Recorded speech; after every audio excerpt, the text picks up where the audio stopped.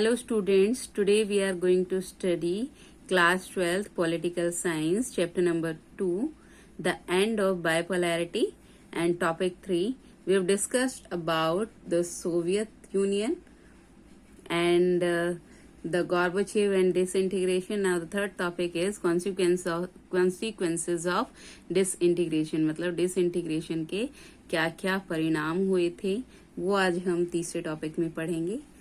तो आइए शुरू करते हैं।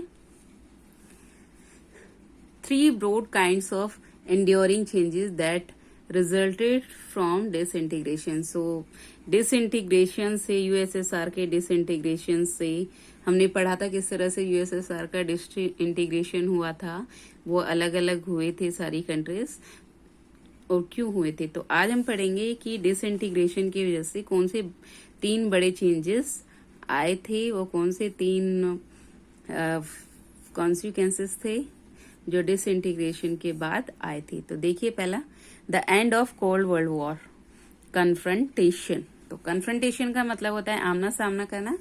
तो जब कोल्ड वर्ल्ड वॉर का एंड हो गया था, हमने पढ़ा था कि कैपिटलिज्म अडॉप्ट कर लिया था सारी कंट्रीज ने और कम्युनिज्म पार्टी को डिसबैंड कर दिया था इन लोगों ने। तो जब कम्युनिज्म पार्टी डिसबैंड हो गई थी तो वहां पर कैपिटलिज्म हो गया था और कैपिटलिज्म जब आ गया तो कोल्ड वर्ल्ड वॉर का एंड हो गया, क्योंकि जो आइडियोलॉजिकल कॉन्फ्लिक्ट चल रहा था बिटवीन यूएस एंड यूएसएसआर वो कैपिटलिज्म और कम्युनिज्म को लेकर चल रहा था। तो जब रशिया और यूएसएसआर की बाकी कंट्रीज ने जब कैपिटलिज्म को ही अपना लिया, कम्युनिज्म वहां से खत्म हो गया, तो कॉन्फ्लिक्ट अपने आप ही खत्म हो गया और कन्फ्लिक्शन खत्म हो गया, तो कोल्ड वॉर का भी एंड हो गया। अब कोल्ड वर्ल्ड वॉर का जब एंड हो गया तो उसके बाद क्या हुआ, military of the 2 blocks had triggered a massive arms race and accumulation of nuclear weapons. तो जब दोनों का कोल्ड वर्ल्ड वॉर ही खत्म हो गया तो वहां से जो लोगों में, दोनों देशों में होड़ मची हुई थी अपनी मिलिट्री पावर को स्ट्रांग बनाने की और न्यूक्लियर वेपन्स कलेक्ट करने की, वो भी खत्म हो गई, क्योंकि अब एक ही न्यूक्लियर यूनियन पावर वहां पर हो गई और वो कौन सी थी, यूएस। क्योंकि यूएसएसआर तो बट गया था कई हिस्सों में, तो ये यूएस एक पावर रह गई। तो जब पावर ही एक है तो उसे दूसरे लोगों की होड़ करने की क्या जरूरत है, इसीलिए मिलिट्री पावर वहां पर कम हो गई, वेपन्स क्रिएट करने की, बनाने की जो होड़ थी वो धीरे धीरे कम होती चली गई। End to arms race and a possible new peace. और अब लोग देश क्या चाहते थे, आपस में शांति बनाए रखना, क्योंकि मिलिट्री आर्म्स रेस खत्म हो गई थी, तो अब वो चाहते थे कि कंट्रीज आपस में शांति से रहें।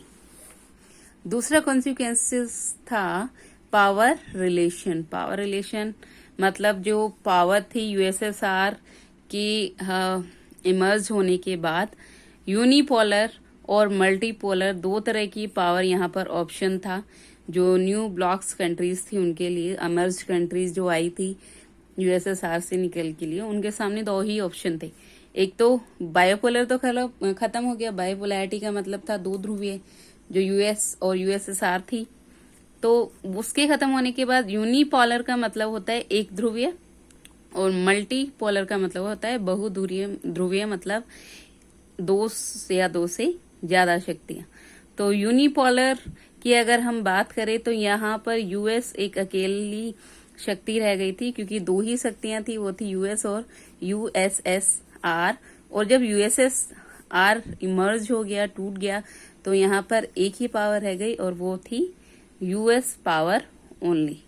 तो यूनिपोलर का मतलब एक ही पावर होगी और वो होगी यूएस की पावर, जो सुपर पावर माना जाएगा। अब यूएस क्या था, जब एक ही पावर थी तो वो सारे इकोनॉमिकल जो डिसीजन थे वो सारे यूएस के द्वारा लिए जा रहे थे। यही जो नई कंट्रीज उभर कर आई थी या बाकी जो कंट्रीज थी उन सब की पावर को यही कंट्रोल कर रहा था, क्योंकि यूएस ही यहाँ पर सुपर पावर थी।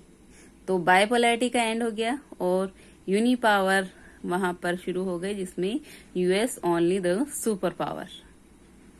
अब जो कोल्ड वर्ल्ड वॉर खत्म हो गया तो दो ही पॉसिबिलिटीज दुनिया के सामने थी, या तो वो यूनिपोलर को अपनाए या फिर मल्टीपोलर को अपनाए। तो यूनिपोलर अगर वो अपनाते हैं तो यूएस पावर वहां पर एक ही शक्ति रह जाती है, और मल्टीपोलर अपनाएं तो इंटरनेशनल स्टेट्स में कहे तो हर एक कंट्रीज या बहुत सारी कंट्रीज अपनी अपनी शक्तियों को लेकर वहां पर ध्रुवीकरण करें। तो ऐसा तो पॉसिबल था ही नहीं। तो मल्टीपोलर सिस्टम तो इंटरनेशनल वे पे पॉसिबल ही नहीं था। तो इसीलिए यूनिपोलर सिस्टम वहां पर अपनाया गया और यूएस ही एक मेन पावर वहां की बन गई।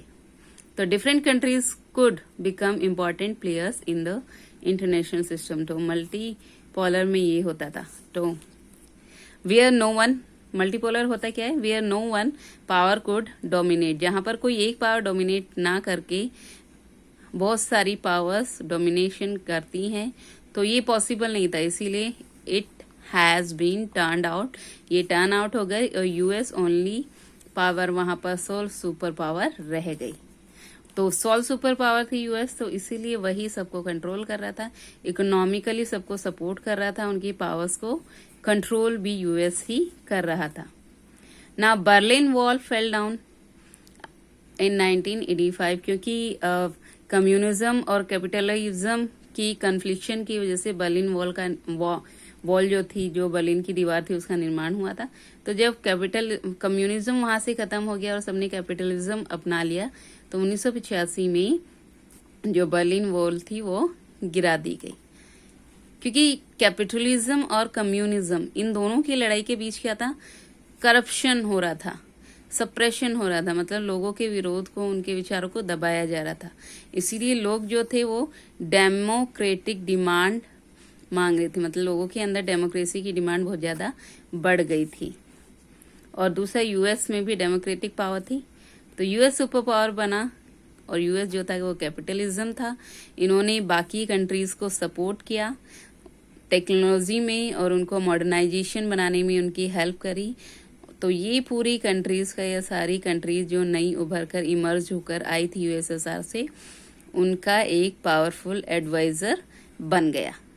Last and third consequence was emergence of new countries. So emergence मतलब यूएसएसआर से कम्युनिज्म के खत्म होने के बाद यूएसएसआर से जो नई कंट्रीज निकल कर आई थी, उनका क्या हुआ, the end of the Soviet blocks mean the emergence of many new countries. तो सोवियत ब्लॉक के एंड का मतलब बहुत सारी नई कंट्री उभर कर सामने आई। These countries had their own independent aspiration and choice. तो इन कंट्रीज के पास अपनी इंडिपेंडेंट इच्छाएं थी, चॉइस थी कि वो क्या अपनाना चाहते। Now the Baltic and East European states wanted to join the European Union. तो बाल्टिक और ईस्ट यूरोपियन स्टेट्स की जो कंट्रीज थी वो यूरोपियन यूनियन को ज्वाइन करना चाहती थी and become part of North Atlantic Treaty Organization. इसीलिए वो नॉर्थ अटलांटिक ट्रीटी ऑर्गेनाइजेशन मतलब नाटो का पार्ट बन गई। दूसरी तरफ Asian countries wanted to take advantage of their geographical location and continue their close ties with Russia. तो यहाँ पर दूसरी तरफ जो एशियन कंट्रीज थी वो रशिया के साथ अपना क्लोज टाई अप बनाकर रखना चाहती थी, क्योंकि वहां से उनको फायदा हो रहा था। And also establish ties with the west.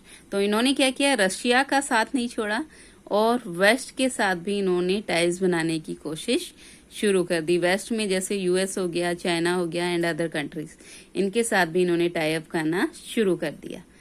तो ये था कॉन्सिक्वेंसेज ऑफ डिसइंटीग्रेशन।